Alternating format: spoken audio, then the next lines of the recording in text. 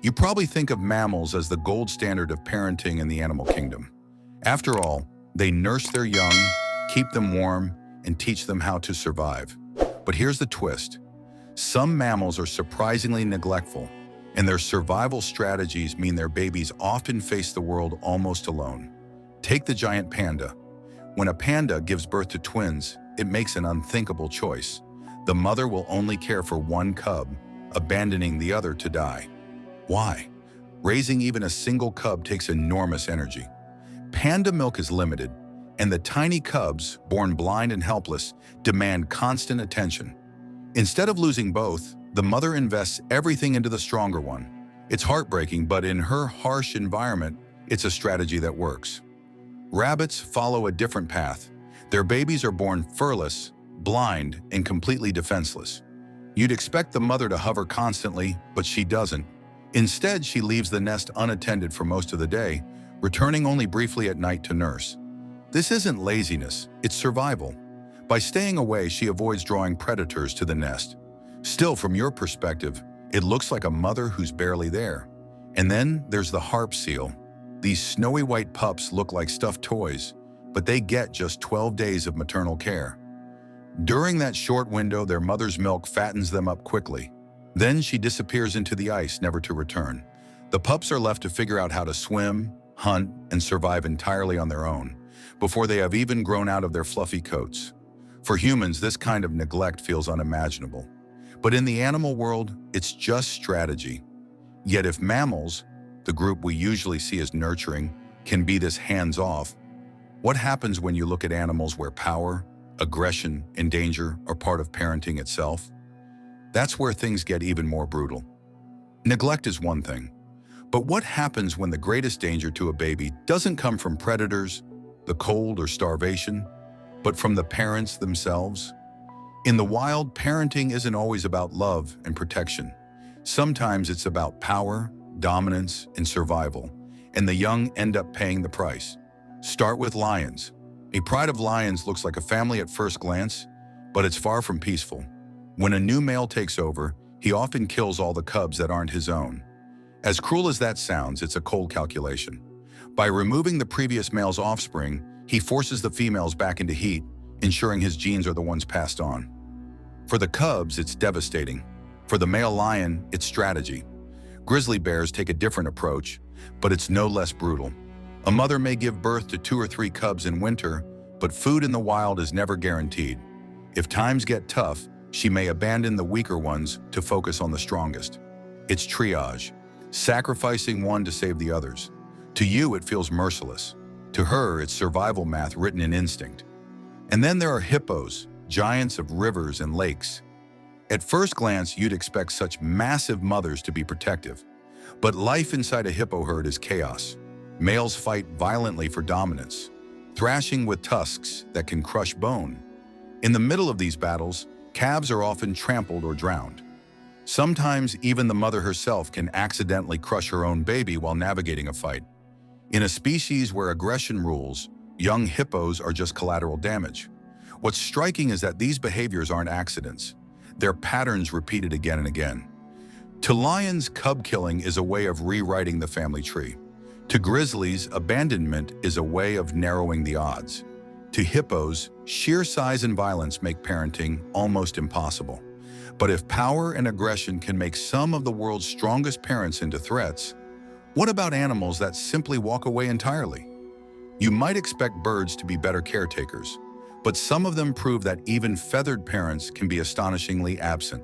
When you picture birds, you might imagine doting parents building nests, feeding chicks, and defending them from predators.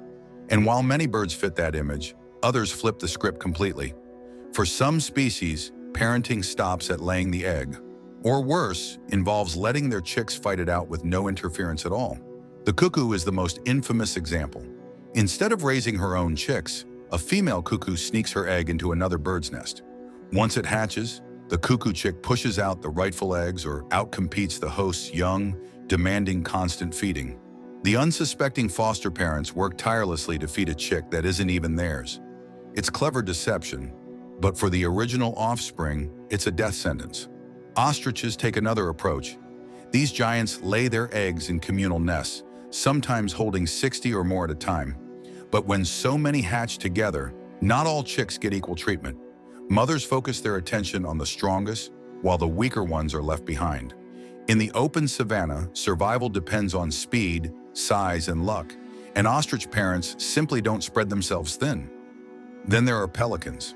In pelican nests, siblings don't always coexist peacefully. Known as siblicide, the stronger chick will often attack its sibling until only one remains.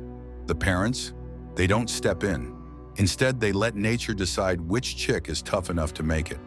It's harsh, but it ensures at least one strong offspring survives, rather than both dying of competition. What's clear is that for some birds, parenting isn't about fairness or equality. It's about efficiency, even if that means sacrificing half or all of the brood. And if even creatures we associate with nurturing nests and family bonds can be this ruthless, what chance do cold-blooded reptiles give their offspring? If mammals and birds can seem ruthless, reptiles and amphibians take parental neglect to an entirely different level. For these creatures, parenting often ends the moment the eggs are laid. Cold-blooded bodies don't lend themselves to cuddling, nursing, or long-term care. Instead, survival rests almost entirely on instinct and luck. Sea turtles are perhaps the most famous example.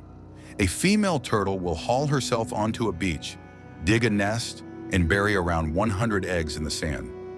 Once she's covered them up, she disappears into the ocean without a second glance. Weeks later, hatchlings emerge and scramble toward the waves, tiny, vulnerable, and completely on their own. Most will be eaten by predators before they ever touch the water. To a sea turtle mother, though, success isn't about protecting a few. It's about laying so many eggs that at least a handful survive. Frogs aren't much more attentive. Many species simply lay clutches of eggs in ponds or streams, then leave them exposed to the elements. The eggs may hatch into tadpoles, but whether they make it to adulthood is another matter. Some species do show exceptions, like poison dart frogs, which carry tadpoles on their backs. But for the majority, parental care is absent. The gamble is simple. Release enough eggs, and a few will survive. Snakes follow the same pattern. A female lays her clutch, coils around it briefly, or sometimes doesn't bother at all, and then slithers away.